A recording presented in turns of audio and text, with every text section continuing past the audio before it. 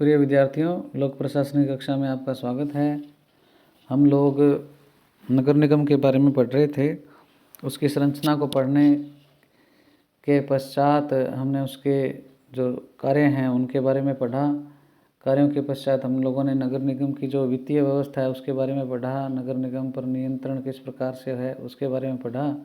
अब हम नगर निगम की जो स्वायत्तता और उत्तरदायित्व जो है उसके बारे में अध्ययन करते हैं। नगर निगम स्थानीय स्वायत्त शासन की क्या है सर्वोच्च इकाई है, जिसका निर्माण क्या है राज्य सरकार के किसी विशेष या सामान्य अधिनियम के अंतर्गत किया जाता है।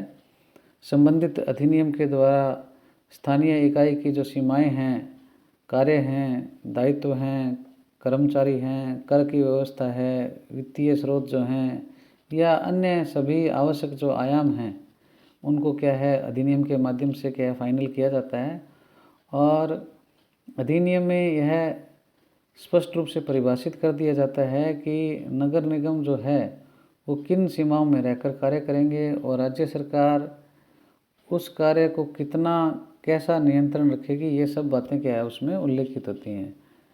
अधिनियम के अंतर्गत जो नियंत्रण है, पर्यवेक्षण है, उससे संबंधित अपनी शक्ति का उपयोग क्या है राज्य सरकार इस प्रकार से करती है कि उसी अधिनियम के अंतर्गत जो सृजित बनाए गए नगर निगम हैं अपनी स्वीकृत स्वायत्तता में क्या है अनावश्यक हस्तक्षेप अनुभव न करें। यानी सरकार का क्या है कंट्रोल इस प्रकार से होता है कि वो नगर निगमों को ऐसे भी ना लगे कि उनके इंटरफेयर हो रहा है हर काम में।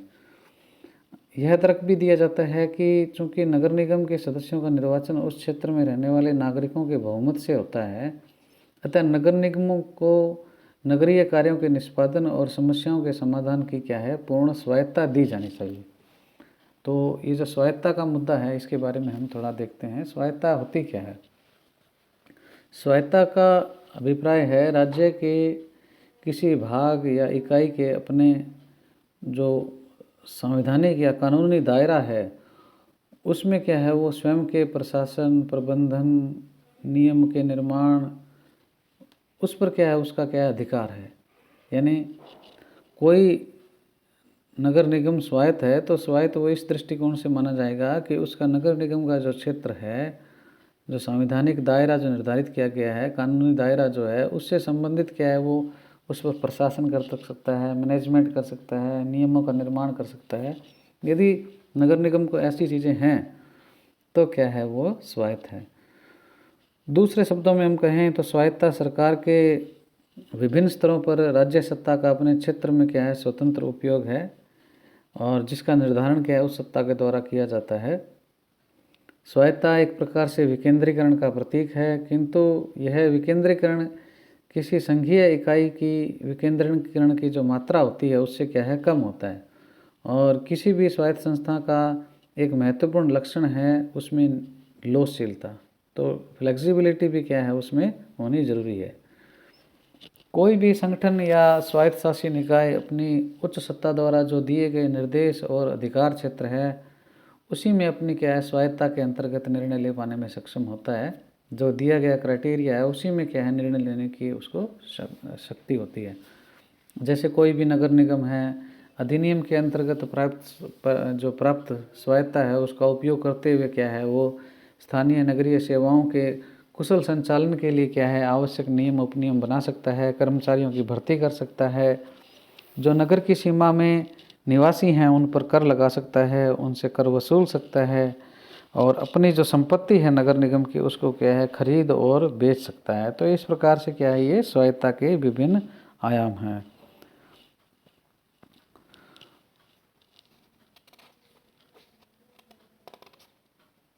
इसके अलावा नगर निगम जो है वो एक वैधानिक स्वायत्तता उसकी मानी जाती है। दैनिक प्रशासनिक कामकाज के अलावा भी क्या है नगर निगम कुछ क्या है विशिष्ट प्रशासनिक निर्णय, प्रशासनिक प्रक्रियाओं उनको भी करता है, वो भी क्या है प्रशासनिक स्वायत्तता मानी जाती है। इसी प्रकार क्या है नगर निगम अपने क्षेत्र में जो गैर कानूनी निर्माण है या अतिक्रमण है या गैर कानूनी कार्यों को हटाने का निर्णय लेता है वो ये भी क्या है स्वायत्तता के अंतर्गत आते हैं उसके। यद्यपि इन संस्थाओं के निर्णयों पर क्या है उच्च स्तर पर अपील भी हो सकती है। नगर निगम के स्वायत्ता का एक और महत्वपूर्ण क्षेत्र उसका आर्थिक स्वायत्ता का भी है, जिसके अंतर्गत क्या है नगर निगम अपने बजट के विभिन्न मदों के लिए अपनी सुविधा के अनुसार क्या है धन का आवंटन करने के लिए क्या है स्वतंत्र होता है। स्वायत्त शासन की ये संस्थाएं अपने अकाउंट्स को रखने और ऑडिटिंग के लिए क्या है संबंधित कार्य क्षेत्र में इस प्रक्रिया से मुक्त होती है जो सरकारी विभागों में अपनाई जाती है। और अधिनियम में क्या है दी गई सीमाओं के अंतर्गत ये संस्थाएं खुले बाजार से क्या है ऋण लेकर उसका उपयोग कर सकती है, अपनी आवश्यकताओं की पूर्ति के लिए अपनी वस्तुओं का क्रय विक्रय भी कर सकती है। तो ये सारी चीज़ें क्या है हमने नगर निगमों की स्वायत्ता के संबंध में देखी, परंतु ये क्या है सैद्धांतिक है। व्यवहार में स्वायत्ता की मात्रा जो है प्रत्येक राज्य में क्या है अलग अलग पाई जाती है। इसके पश्चात हम देखते हैं कि स्वायत्ता के साथ साथ क्या है उत्तरदायित्व क्या है इसके। नगर निगम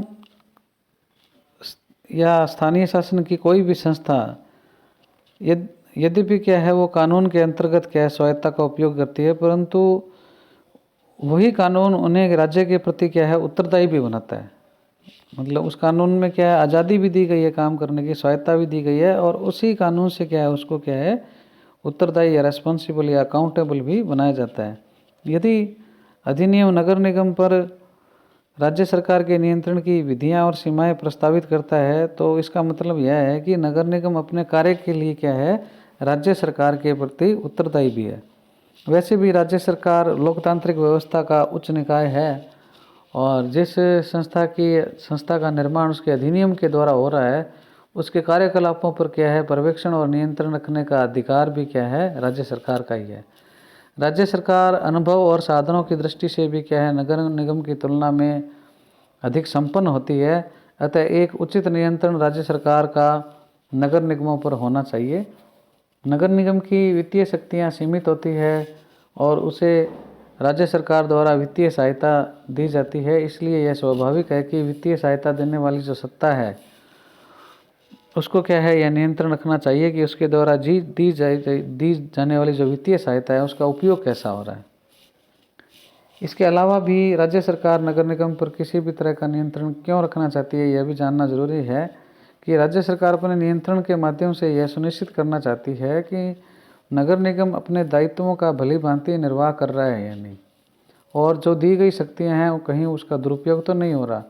दूसरे शब्दों में हम कह सकते हैं कि राज्य सरकार नगर निगम को क्या है उत्तरदायी बनाए रखना चाहती है और नगर निगम स्वयं ऐसा अनुशासन रखे कि जिससे नागरिकों के स्थानीय कष्टों का त्वरित समाधान हो और उसके आचरण से भी ऐसा प्रतीत हो कि वह अधिनियम में जो दी गई दायित्व हैं उसके प्रति वो क्या उत्तरदायी रहे और उनकी जो दायित्व हैं उसके निर्वाह में क्या है थोड़ा सा भी क्या शिथिल नहीं हो।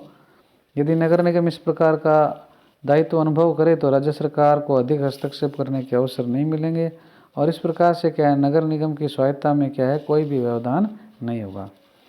तो इस प्रकार से स्वायत्ता की जो वास्तविक और आदर्श स्थिति है, स्वायत्ता और उत्तरदायित्व जो है उसके बीच में क्या संतुलन होना चाहिए। निगम को भी चाहिए कि अपनी स्वायत्ता का उपयोग करते हुए क्या है अपने क्षेत्र के जो बहुआयामी विकास है उसको क्या है गति प्रदान करे।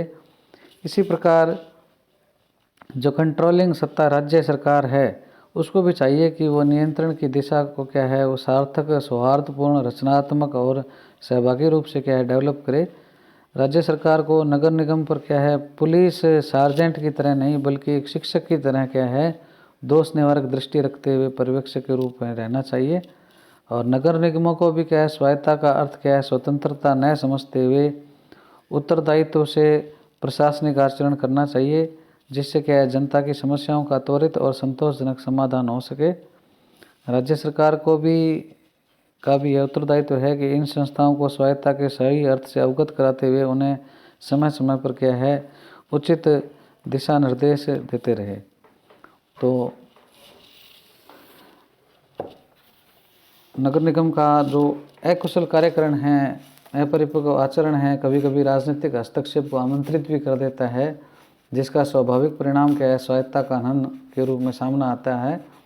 अतः नगर निगम को क्या है, अपने दायित्वों के प्रति क्या है, सचेष्ट और कर्तव्यनिष्ठ रहना चाहिए, जिससे क्या है अक्षमता जो है, उनकी इनकैपेबिलिटी है, उसके कारण किसी प्रकार का जो हस्तक्षेप है उसका न हो सके।